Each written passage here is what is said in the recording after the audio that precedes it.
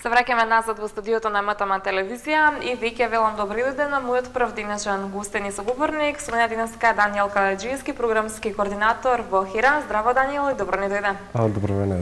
Мислам дека нашите гледачи многу добро те познаваат од твојата застапеност во медиумите, секако и во нашиот медиум. И претходно сме имале можност да разговараме на интересни теми. Се надевам и оваа тема ќе биде интересна на нашите гледачи, затоа што станува за тема која што е прилично застапена кај младите. Зборуваме за оралната контрацепција кај младите, за стапеноста нејзина, одсутноста од она што ќе може да се забележи понатаму во разговорот. Се одбележа Меѓународниот ден за контрацепција со младенска конференција како да им се обезбеди модерна контрацепција на младите. Јас би сакала најнапред да го започнеме разговорот со едно прашање како повед во разговорот, дали младите практикуваат орална контрацепција? Вака, пред да одговорам на ова прашање, да ви се заблагодарам повторно за поканата. Драго ми е што вашата телевизија постојано не прати сето оно што го работиме без разлика на која тема да се однесува. Во однос на тоа дали младите употребуваат во нашата земја модерна контрацепција, слободно може да кажеме не употребуваат, односно многу малку употребуваат. И сега во кај различни возрастни групи, кај млади девојки, значи од 15 до 19, од 19 до 25 и од 25 до 29, различна е застапеноста на различни методи, сепак таа е многу мала. И сега кога збориме за модерна контрацепција, тука станува збор за орална хормонска контрацепција, вклучително и кондоми, понатаму спирали и така натаму. Она што е од, да кажеме, наш најголем интерес е употребата на оралната хормонска контрацепција и можам да кажам дека таа многу малку се употребува. Например, кај девојки од 15 до 19 години процентот изнесува 0, односно воопшто не се употребува. Понатаму кај другите возрастни групи се движи некаде од 1,3 до 3,4, во зависност некои истражувања покажуваат и до можеби 5%, но сепак кои истражување да ги видиме бројките, тој процент никогаш не надминува над 10%, генерално кога збориме за употреба на модерна контрацепција. Така, би сакала да запрашам од ваше лично гледиште, меѓутоа и од врз основа на истражувањата кои што се направени, што говори ова воопшто за популацијата во Македонија, за младите? Овој мал процент на употреба на модерна контрацепција, односно на орална хормонска контрацепција, покажува единствено дека младите, но и генерално граѓаните, не знаат како да го планираат семејството, односно родителството, затоа што контрацепцијата е всушност средство, едно од средствата кои што се користи за планирање на семејството, односно да се има или да се нема деца во случајов кај младите, најголема дел е да немаат деца, односно како да се заштитат. И тоа исто така покажува дека младите генерално се потпираат на некои целосно несигурни методи, односно се покажува дека младите најчесто користат прекинување на сексуалниот однос, односно кој што е во групата тој, сега ако гледаме од медицински научен аспект, тоа е исто така еден вид на контрацептивен метод, но тоа е целосно несигурно, затоа што можноста девојката да остане бремена е многу голема. Младите во Македонија се потпираат најмногу на тоа, после на кондомот и на крај најмалку се користи орална хормонска контрацепција. И токму поради тоа како резултат од овие бројки кои што ни покажуваат степен на користење, односно не користење на орална хормонска контрацепција и други сигурни модерни методи, стапките на малолетничка бременост, понатаму абортус кај младите луѓе се повисоки од оние очекувани стандардни, да кажеме, вредности на овие појави кај младите луѓе. Така, би сакала тука некако да се надоврзам со моето следно прашање. Дали би можело да се каже дека финансиските средства играат голема улога врз изборот на младите кој начин на контрацепција ќе го користат? Дефинитивно дека финансиите се една од препреките која што ги оневозможува младите да користат да користат контрацепција, сега вие ставете се во улога на средношколка или студентка која што има ограничен месечен буџет, кој што најчесто се разбира од родителите, дека вие еднаш месечно наеднаш треба да дадете од 600 до 800 денари за да си приуштите модерна, современа, најнова контрацепција. И секогаш нели финансиската бариера се испречува пред младите луѓе и тука тие не можат да си ја дозволат, затоа што пак од друга страна државата нема никакви механизми со кои што ќе се овозможи дел од трошокот или пак целосно да биде на товар на државата. Така, меѓутоа, дали може да се каже дека освен финансиските средства кои што неспорно се присутни и се причина за многу малиот процент на застапеност на овој вид на контрацепција, дали неинформираноста игра голема улога, затоа што и покрај многобројните кампањи, многобројните едукации и гостувања во вакви и слични емисии, се уште имам впечаток дека младите луѓе се, посебно девојки, се неинформирани околу овој вид на контрацепција. Впечатокот е дефинитивно точен и морам да кажам дека финансиската бариера представува еден од факторите кои што влијаат на ваквиот мал степен на употреба. Се разбира, тој не е единствен и тука многу важна улога игра неинформираноста кај младите луѓе. Нажалост, се уште кај младите луѓе постојат оние митови кои што се поврзани со контрацепцијата. Тоа се митови од типот дека ако се користи нели орална хормонска контрацепција, веднаш кога ќе се спомне зборот хормонска, дека тоа нешто неприродно, вештачко, па сега ќе направи некаков дисбаланс во телото, затоа што сметаат дека се примаат дополнителни хормони од надвор, па тоа ќе направи некаков дисбаланс, ќе се зголеми влакнетоста,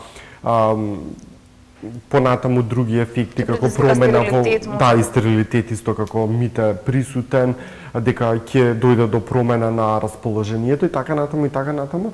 И нажалост тие предрасуди се уште присутни кај младите. Од друга страна ние едуцираме сега и ги информираме младите, нели во рамките на нашите капацитети.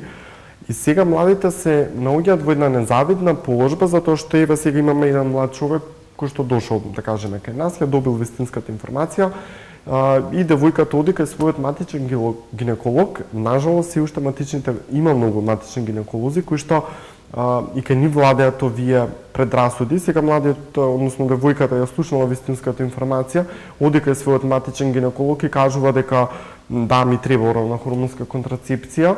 И лекарот и кажува дека не, тоа е лошо за млада девојка, односно не е добро млада девојка да користи орална хормонска контрацепција. Сега девојката во незавидна ситуација кому да му верува, на нас како да кажеме едукатор или на својот матичен гинеколог. Сега сите го знаеме одговорот на кого повеќе ќе му се верува, и тоа се некои три моменти кои што влијаат врз употребата на оралната хормонска контрацепција, митовите.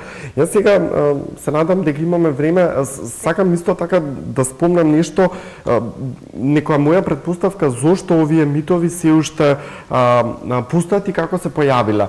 Контрацепцијата, значи поминати се 60 години од нели пронаоѓањето на контрацептивната пилула, и во тие први години, моменти кога била првата генерација на контрацептивни пилули, оној состав на пилулата се уште не бил избалансиран, имало поголемо ниво на хормони, и во таа прва генерација на хормонски пилули овие несакани ефекти биле повидливи, и од таму всушност се пренесуваат, од таа прва генерација се пренесуваат нели тие митови кои што се создале тогаш, односно се појавувале како контраефекти, но со текот на годините контрацептивната пилула е толку многу усовршена што хормоните кои што се содржат во пилулата имаат скоро совршен баланс, и тие се многу блиски на по составот на целосно на природните хормони кои што се во телото. Така што денешните модерни контрацептивни пилули не штитат само од несакана бременост, туку имаат многу други придобивки. Например, го намалуваат ризикот од рак на матка, го намалуваат ризикот од рак на јајниците, понатаму целосно воспоставуваат хормонски баланс во телото на девојката, така да девојката која што прима, односно зема орална хормонска контрацепција, се разбира месечниот циклус трае 28 дена, пие месот значително се намалува и така натаму, значи гинеколозите викаат дека дури има и оние ги викаат бјути ефекти, односно влијаат на подобрување на кожата, на косата и така натаму, значи има многу други дополнителни придобивки. Така, би сакала да се надоврземе повторно на истата тема, се вртиме и се враќаме на почетокот, зошто е важно да ги споменеме сите овие придобивки. На крајот, доколку не се практикува овој вид на контрацепција или било кој друг вид модерна контрацепција, настанува несаканата бременост, многу е актуелно тоа што во Македонија во последно време и тоа како се зборува за законот за абортус, а токму и вие како Асоциација за здравствена едукација и истражување сте едни од организациите кои што имате барање до Собранието на Република Македонија да се промени овој закон. Токму утре на 28 септември се одбележува глобалниот ден за акција за безбеден и легален абортус. Накратко пред крајот на разговорот да ни кажете што се случува на оваа тема. Изгледа времето многу брзо поминува или јас многу зборувам.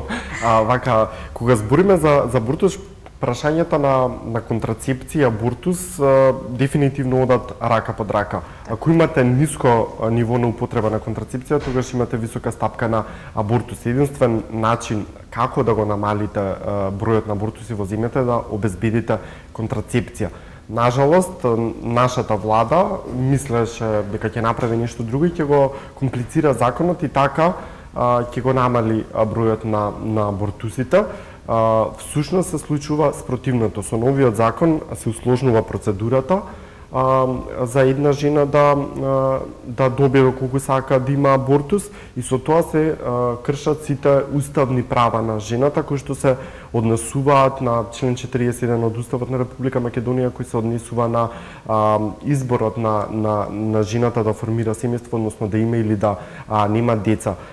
Токму денес беше поднесена пред Уставниот суд представката за утврдување на уставност и законитоста на неколку членови од новиот закон за абортус, односно таа представка која што ја поднесе Хера Реактор, Хелсиншки комитет, коалиција за сексуални и здравствени права на маргинализирани заедници, професорката Астерот од правниот факултет како граѓанин, ја го спориме овој нов закон и нашите аргументи се однесуваат на тоа дека процедурите кои што се содржани во новиот закон ги кршат дефинитивно правата, уставните права на жените, ги поставуваат жените во Македонија во нееднаква положба со мажите и како резултат на тоа ние нема да имаме подобрување на здравјето на жените, туку здравјето на жените единствено ќе се влоши со овој закон. Така, тоа во однос на влошувањето на здравјето на жените, значи ли тоа дека ќе бараат никаков алтернативен начин за прекинување на бременоста, отколку да изберат полегален пат да го сторат тоа? Тоа значи дека се случува една контрадикторност.